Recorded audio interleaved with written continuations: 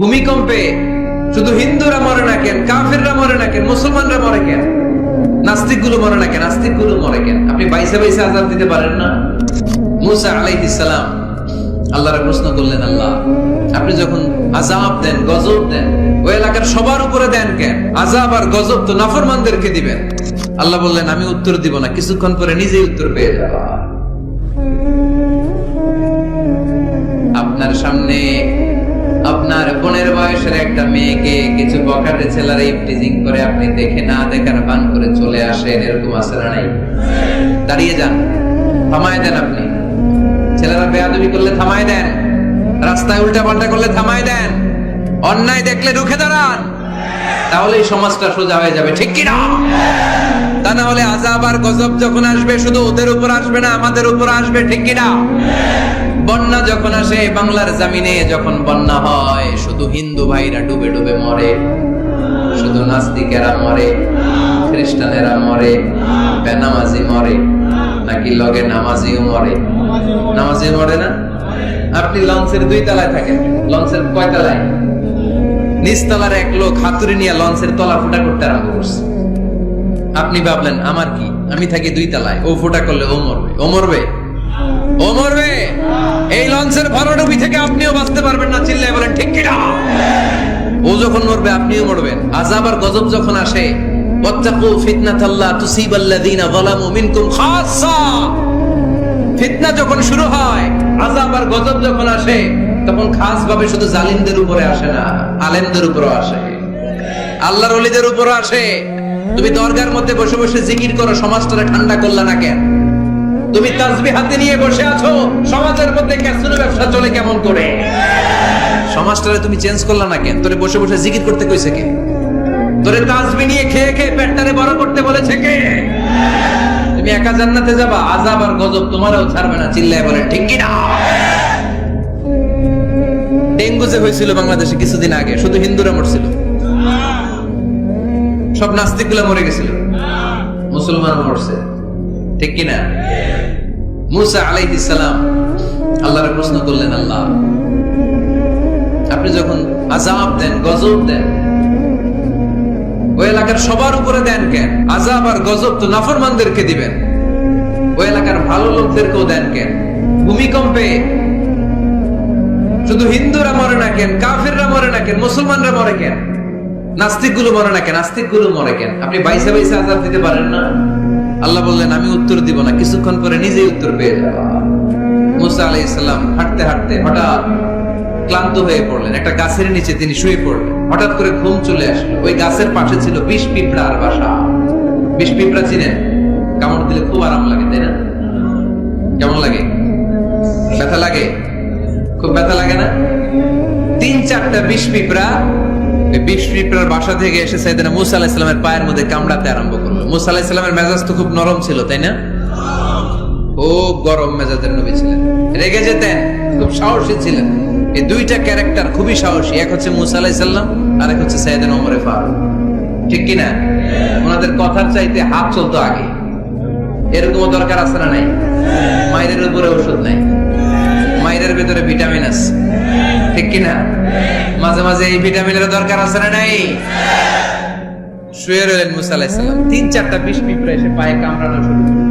পিঁপড়ার কামড় খেয়ে মুসা আলাইহিস সালাম জেগে গেলেন, রেগে মেগে আগুন, খুঁজতে আরম্ভ করলেন কিসে এত ব্যথা। দেখে পিঁপড়ায় কামড়ায়। এই 3-4টারে তো মারলই, পাশে দেখে পিঁপড়ার বাসা, পুরা বাসাটারে পা দিয়ে ভেঙে চুরে ছারখার। রাব্বুল আলামিন ডেকে বললেন, মুসা পিঁপড়া কামড় দিছিল কয়টা? কয় 3টা। তাইলে পুরা পিঁপড়ার বাসা ভাঙলা কেন? কামড় দিয়েছে 3-4টা পিঁপড়া, পুরো পিঁপড়ার বাসাগুলোরে ডলে ডলে পিষে শেষ করলা কেন? আল্লাহ ডেকে বললেন, মুসা আযাব আর গজব যখন আমি পাঠাই, জালেমরা যেমনি মরে, আলেমরাও মরে। এজন্য আপনি আলেম হয়ে বসে থাকলে, খানকার ভিতরে বসে থাকলে দেশ চলবে না। খানকার ভিতরে বসে থাকলে গোটা বিশ্ব যদি শয়তানের রাজ্য চলে, আপনি মুক্তি পাবেন না। গোটা বিশ্বটা ঠিক করার জন্য আল্লাহ আপনারে পাঠাইছে। এত মানুষের দরকার নাই, সংস্কারবাদী একজন পারে বাংলাদেশকে সংস্কার করে দিতে, ঠিক কিনা? যুগ জামানা পাল্টে দিতে চাই না অনেকজন, এক মানুষই আনতে পারে জাতির জাগরণ। এক মানুষই বিপদকালে বাঁচায় কাফেলায়, ক্ষুদ্র ডিঙ্গি বাঁচায় জাহাজ অসীম দরিয়ায়। এজন্য একা একা মুসল্লি সাইজেন না, সমাজটারে মুসল্লি বানাইতে হবে। একা একা সালাত করেন না, আশেপাশে সবাই নিয়ে মসজিদে ঢুকতে হবে, আওয়াজ তুলে বলেন ঠিক কি না। এজন্য আল্লাহ বললেন আল আমিরুনা বিল মারুফ ওয়ান নাহুনা আনিল মুনকার, ভালো কাজের আদেশ করবে, মন্দ কাজের নিষেধ করবে। মন্দ কাজ যদি, খারাপ কাজ যদি কেউ দেখে, ক্ষমতা থাকে হাত দিয়ে থামায় দেন, ক্ষমতা না থাকলে মুখ দিয়ে এটার বিরুদ্ধে বলতে আরম্ভ করে দেন, ফেসবুকে লেখালেখি শুরু করে দেন। তাও যদি না পারেন, মনে মনে ওইটারে ঘৃণা করেন, মনে মনে প্ল্যান প্রোগ্রাম করেন কেমন থেকে এই সমস্যাটা সমাজ থেকে দূর করা যায়, ঠিক কিনা? চুপ থাকা যাবে না, অন্যায় দেখে চুপ থাকা যাবে? আস-সাকিতু আনিল হাক্কি শাইতানুন আখরাস, অন্যায় দেখে যেটা চুপ থাকে, বিষ্ণু বললেন এটা মুমিন নয়, এটা বোবা শয়তান। আল আমিরুনা বিল মারুফ, ভালো কাজের আদেশ করবে মুমিনেরা, ওয়ান নাহুনা আনিল মুনকার, খারাপ কাজ দেখলে নিষেধ করবে। ওয়াল হাফিযুনা লিহুদুদিল্লাহ ওয়া বাশশিরিল মুমিনিন, মুমিন বান্দারা আল্লাহর দেয়া হুদুদকে লঙ্ঘন করে না, আল্লাহর দেয়া যে সীমানা এটাকে লঙ্ঘন করে না, এটাকে হেফাজত করে। হুদুদুল্লাহর দুইটা তাফসীর এসেছে। তাফসীর নাম্বার 1 ফারাইদুল্লাহ, মুমিন বান্দারা আল্লাহর দেয়া ফরজকে কখনো নষ্ট করে না। আপনি সমস্যায় আছেন, ব্যস্ত, নফল ছেড়ে দিলে মাফ করে দিবে কে? কিন্তু ফরজ সাল্লাল্লাহ মাফ করবে? সফরের মধ্যে 4 রাকাতে 2 রাকাত বানাই দিছে কে? সুন্নাত গুলোকে বাদ দিয়ে দিছে কে? কিন্তু ফরজ বাদ দেয়া যাবে? কথা বলেন। মুমিন বান্দারা ফরজের ব্যাপারে কখনো কোনো কম্প্রোমাইজ করে না। আল হাফিযুনা লিহুদুদিল্লাহ আই হাফিযুনা লিফারাইদিল্লাহ। 2 নাম্বার তাফসীর আল হালাল ওয়াল হারাম, মুমিন বান্দারা হালাল হারামকে সব সময় সংরক্ষণ করে, হালাল হারামকে কখনো মিশাতে চায় না। অনেকে আছে ইনকাম যখন করে হালালও খায় হারামও খায়, আছে না নাই? এমনি কামায় 2 হাতে, ডান হাতেও নেয় বা হাতেও নেয়, কাছেরটাও খায় তলারটাও খায়, আছে না নাই? হালাল হারামকে মিশ্রণ করে ফেলে, আছে না নাই? না, মুমিনরা কখনো হারাম খেতে পারে? মুমিনরা সব সময় হালাল অবলম্বন করে। হালালে বরকত, হালাল পরিবেশ বান্ধব, হালালটাই রুচিসম্মত, হালালটাই সম্মানজনক, ঠিক কিনা?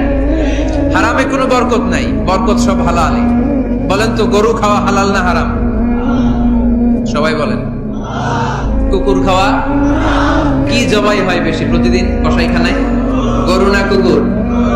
কুরবানিতে কি জবাই করেন? বিয়ের অনুষ্ঠানে, সুন্নাতে খাতনায়, সব জায়গায় গরু জবাই হয়, কুকুর জবাই হয়? গাভী বছরে বছরে বাচ্চা দেয় কয়টা? 1টা। কুকুর দেয় কয়টা? 6টা, 7টা, 8টা। এদের তো কোনো ফ্যামিলি প্ল্যানিং নাই, দিতে থাকে দিতে আসছে। তো গরু জবাই হইল বেশি, খাইলাম বেশি, কিন্তু বাচ্চা দিল কম। কুকুর জবাই হইল না, খাইলামও না, বাচ্চাও দিল বেশি। তারপরেও বলেন তো বাংলাদেশে গরু বেশি না কুকুর বেশি? এর কারণ গরু খাওয়া হালাল, হালালে বরকত ঢুকায় দিয়েছে কে? এজন্য মুমিন কখনো হারাম অবলম্বন করে না, মুমিন সব সময় হালাল অবলম্বন করে, কারণ মুমিন ভালো করেই জানে হারামে কোনো বরকত নাই, কিন্তু হালালের পুরোটাতেই বরকত দিয়েছে কে?